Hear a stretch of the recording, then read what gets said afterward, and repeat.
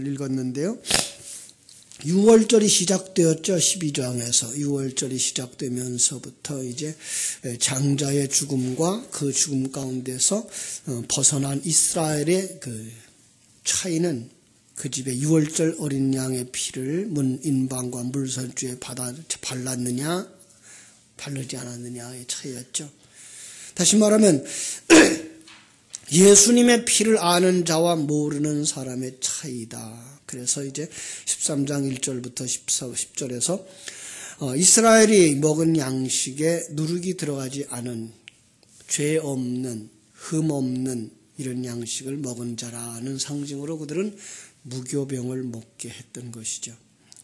그러면서 또 이제 장자에 대하여서는 어린 양으로 대속하라라는 말씀을 하죠. 첫 새끼는 다 하나님의 것이다. 대표성의 원리를 여기서부터 이제 가르치고 있는 것을 우리가 볼 수가 있습니다.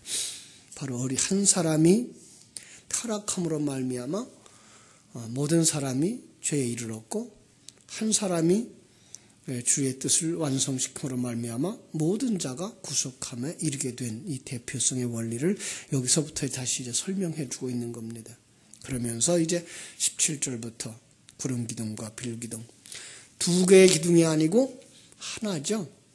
하나님의 임재를 그들 앞에 구름과 밤에는 불로 이렇게 나타내 주었던 것이죠. 그를 이제 인도해 갈 때 이제 창세기 50장에서 마지막으로 요셉이 부탁했던 것, 하나님께서 너희들을 이끌어내실 거다. 그러면 그때에 내 유고를 이제 메고 나가라라고 했던 것처럼 그들은 이제 요셉의 유고를 가지고 떠납니다. 이게 이제 출애굽의 시작이죠. 출애굽의 전체적인 시작과 끝까지는 요셉의 유골과 같이 하는 삶. 그래서 그 요셉은 바로 예수님의 상징이죠. 그래서 우리의 구원은 예수 그리스도의 죽음 안에 들어가 있는 삶. 바로 그러면서 그 예수 그리스도의 그 죽으심 안에서 우리도 함께 죽고 옛사람이죠. 그리고 우리는 새 사람으로 완성되어지는 삶이 구원이다. 이렇게 설명해주고 있는 것을 보게 됩니다. 14장 드디어 그들이 이제 홍해를 건너게 됩니다.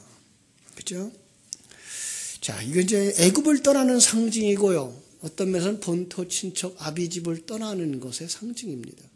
우리들은 예수님의 제자들처럼 아버지와 배를 버려두고 예수님을 쫓는 생활, 이 부분입니다. 참 쉽지 않은 얘기였죠. 그게 쉽지 않다는 얘기예요. 왜 그럴까요? 새로운 피조물 되는 것은 가치관의 변화, 이 가치관의 변화입니다. 그리고 시선의 변화. 영원한 세계의 그 각도, 영의 세계에서의 각도에서 이제 시간과 공간 세계를 볼 수 있는 눈들이 열려지는 거죠. 그러고 나면 이 세상 것들에 대한 가치를 두지 아니하고 영원한 세계에다 가치를 두게 되고, 영원한 세계를 바라보며 목적하고 살아가는 자들은 이 세상의 것에 연연하여서 살지 않는데, 그런데 우리의 몸은 아직도 이 세상에 머물러 있기 때문에 이 세상 것으로부터 떨어진다고 하는 건 이건 참으로 쉽지 않은 일입니다. 그래서 이렇게 10가지 재앙을 내렸고, 하나님이 그 어린 양 예수 그리스도를 십자가에 못 박았고, 그리고 죽음의 길을 건너는 홍해를 건너는 그 과정을 하나씩 보여주면서 이렇게 너희들이 신앙생활은 쉬운 게 아니야. 가르쳐 주는 겁니다. 그런데 우리는 그걸 잘 가르쳐 주질 않아요. 신앙생활 왜 나온가 그래서 교회 나오는 곳에 머물러 버리고 말죠. 아닙니다. 우리는 정말 새로운 피조물들이 되기 위해서 옛사람의 것들을 끊어버리는데 최선을 다해야 됩니다. 그게 바로 죽음이고 그게 바로 홍해를 건너는 작업입니다. 모세는 이제 그 두 번째 세례의 상징으로 이제 홍해를 건너는 거죠. 첫 번째 세례는 모세는 언제 겪었다 그랬죠? 나일강에서 건짐을 받을 때 어머니가 버렸고 그리고 건지는 거, 이게 첫 번째 세례이고, 바로 홍해를 건너는 그것을 두 번째 세례라고 그랬고, 예수님의 세례는 바로 이제 30살에 돼서 공생애를 시작할 때 받은 것이 첫 번째 세례고, 십자가에서 죽으심을 바로 두 번째 세례라고 하는데, 그 전체가 사실은 하나의 세례거든요. 그럼에도 불구하고 예수님이 이렇게 성경 속에다가 우리가 분리해서 놓는 이유 중에 하나는 첫 번째 세례는 창세 전에 바로 우리와 하나 되어진 모든 역사 속의 모든 사람들을 다 품에 안으시고 하나님이 예수 그리스도가 죽으시고 다시 살아나시는 창세전 사역. 두 번째 세례는 성도들인 여러분과 내 안에서 여러분과 나와 함께 십자가를 지고 죽으시고 살아나는 바로 그 부분이거든요. 지금 우리는 그 예수님의 두 번째 세례에 함께 참여하고 살아가는 거예요. 이 시간과 공간 세계 속에서는 바로 그런 그림을 우리에게 그려주고 있는 거죠. 홍해에 들어가는 그 그림, 홍해로 들어가는 건 뭐예요? 바로 죽음이고, 그리고 이제 광야로 나오는 그림, 그거는 부활을 상징하는 그림입니다. 그래서 홍해에 들어갈 때 누가 따라 들어가죠? 홍해에 들어갈 때 로마 군인들이 따라 들어가죠. 그게 그 로마 군병들, 그죠? 세상의 군인들, 그들이 따라 들어가죠. 그죠? 다 죽어요. 바로 옛사람이 다 죽는 모습을 보여주는 거예요. 그리고 이제 광야로 올라오는 그 물에서 올라오는 그 사람들은 십자가 군병들의 모습을 상징하고 있는 것입니다. 자, 그래서 그렇게 건너가자 15장에서 이제 모세가 하나님을 찬송하죠. 15장부터 그 1절부터 18절에서 모세의 노래, 19절부터 21절에서 미리암의 노래가 나오는데 그 구원하신 하나님이 얼마나 크고 놀라우신 것을 거기서 마음껏 찬양했던 것을 볼 수가 있습니다. 예. 참 놀라운 거죠. 하나님의 그 크심을 발견할 수 있는 것. 바로 성도들의 삶 속에서 구원받았을 때의 그 감격이죠. 그 놀라움이 여러분 속에 충만되어지기를 주님의 이름으로 축원합니다. 하나님의 크고 놀라우심, 그가 일하고 계신 것이 얼마나 놀라우신 것인가를 고백할 수 있는 것, 바로 그것이 새 노래입니다. 바로 여기 모세와 미리암의 노래였죠. 그런데 사흘길쯤 다시 가니까 그들은 이제 사흘쯤 가면 물이 없겠죠. 가지고 나온 물이 얼마나 되겠어요. 그죠? 사흘길쯤 가니까 물이 다 떨어졌어요. 물을 구할 수가 없어요. 사흘길. 성경 속에서 사흘은 굉장히 중요한 시간이라고 그랬죠. 우리 인생 전체예요. 우리 인생 전체의 시간이에요. 그런데 거기에 뭐가 없으면 큰일 나요? 물이 없으면 큰일 나요. 그게 가뭄이라는 표현들로 성경 속에서는 쓰기도 하는데요. 물이 없어요. 자, 물이 있다고 생각했는데 그 물들은 어떤 물들이에요? 다 마실 수 없는 쓴 물들인 거죠. 쓴 물이에요. 마라예요. 마라 쓴 물이죠. 쓴 물.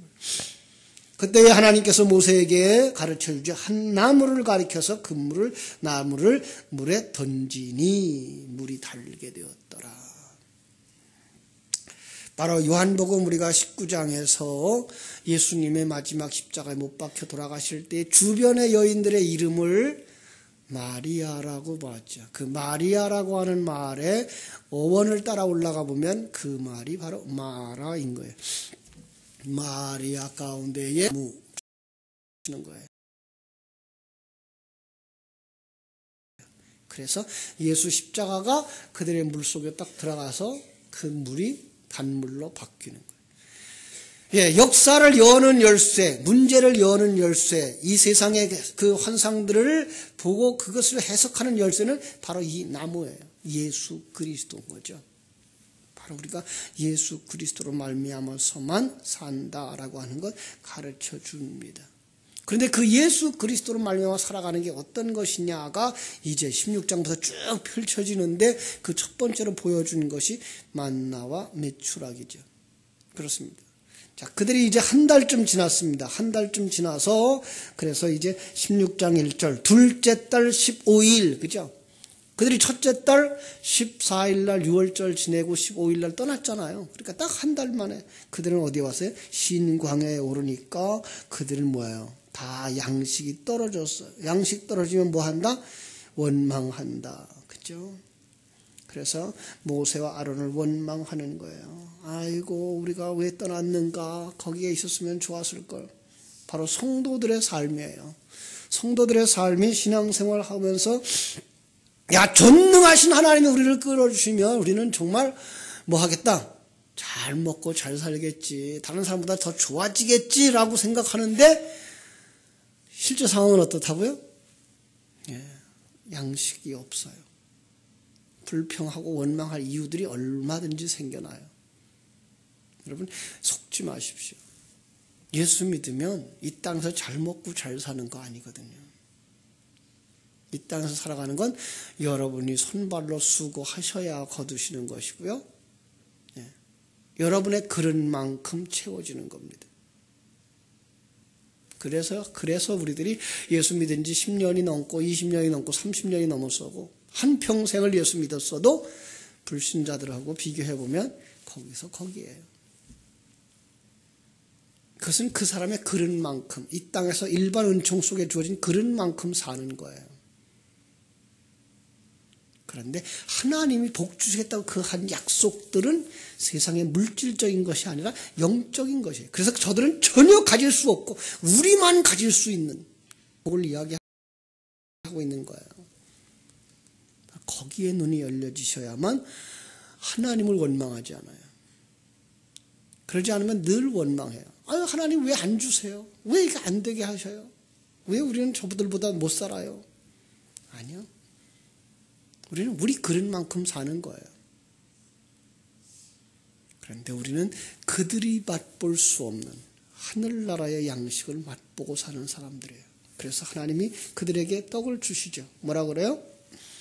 만나와 메추라기를 주시겠다 약속을 하시죠. 그래서 그들은 양식을 얻기 시작합니다. 자, 그런데 그 양식을 주시는 목적이 뭘까요? 4절, 16장 4절. 하반절입니다. 중반절 이하에. 날마다 거둘 것이니라 이같이 하여 그들이 내 율법을 준행하나 아니하나 내가 시험하리라. 양식을 주면서 시험하시는 거예요. 양식을 준 목적 하나가 너희들이 하나님의 말씀을 듣나 아니 듣나를 시험하시는 것을 우리가 볼 수가 있습니다.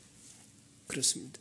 우리는 하나님께로부터 생명의 말씀이 떨어질 때 우리는 생명의 양식을 드릴 수 있는 시험하는 거예요. 그걸 생명의 양식으로 받아들이는 사람은 그것을 쓰는 거예요.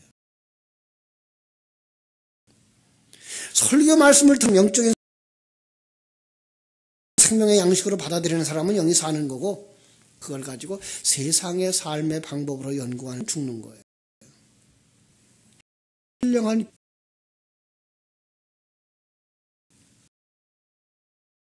주셔서 바로 말씀을 통해서 여러분 속에 생명이 살아나가는 자라날 수 있게 되기를 주님의 이름으로 축원합니다. 그래서 주의 말씀에 순종해야 돼. 그것을 주의 말씀을 순종하는 것, 거기 율법이 요구하는 그 내용들을 하나하나 지키는 게 아니고 그걸 가지는 것.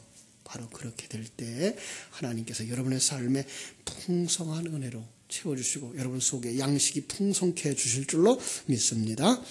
기도하겠습니다. 하나님 아버지, 이스라엘 백성들이 애굽을 떠나는 삶을 우리가 살펴보면서 우리의 신앙의 출발은 기적이었구나라는 걸 깨달아 알게 됩니다. 그렇습니다. 이 세상, 시간과 공간 세계상 속에 살아가는 인생들이 하나님의 나라, 보이지 않는 하나님의 세계를 열망하면서 나갈 수 있다고 하는 건 기적 중의 기적입니다. 그래서 많은 사람들은 종교인의 형태를 가지고 정말로 하나님의 나라를 보지 못하고 살아가기도 합니다. 그런데 우리들에게 하나님의 나라를 보게 해주시고 하나님의 나라의 열망을 주시고 하늘나라의 식으로 하는 하나님의 눈을 열어주신 하나님께 감사를 드립니다. 다시 한번 우리 하나님께 감사하며 그래서 하나님이 우리와 동행하고 있는 것이 느껴지게 해주시고 오늘도 어제와 같이 지나간 날들과 같이 하나님이 나와 함께 하심을 인하여서 기뻐하고 즐거워할 수 있는 복 있는 사람들 되게 해주시기를 소원합니다. 그리고 승리하게 해주시기를 원합니다. 아직도 살아있는 내 모습, 아직도 남아있는 옛사람의 이 존재, 잔재들을 다 벗어버릴 수 있는 저희들을 되게 해주시고 하나님의 사람으로 완성되어져 하나님의 품에 안길 날을 소망하며 살아가는, 그러나 그럼에도 불구하고 나의 삶의 현장 속에서는 최선을 다하면서 사명자의 삶을 살아가는 하나님의 사람들을 건강하게 하시고 또 풍성하게 해주시고 은혜 있게 하여 주시옵소서. 예수님의 이름으로 기도하옵나이다. 아멘. 하늘에 계신 우리 아버지여, 이름이 거룩히 여김을 받으시오며 나라의 임하옵시며 뜻이 하늘에서 이룬 것 같이 땅에서도 이루어지이다. 오늘날 우리에게 일용할 양식을 주옵시고 우리가 우리에게 죄 지은 자를 사하여 준 것 같이 우리 죄를 사하여 주옵시고 우리를 시험에 들게 하지 마옵시고 다만 악에서 구하옵소서. 대개 나라와 권세와 영광이 아버지께 영원히 있사옵나이다. 아멘. 자유롭게 기도하시기 바랍니다.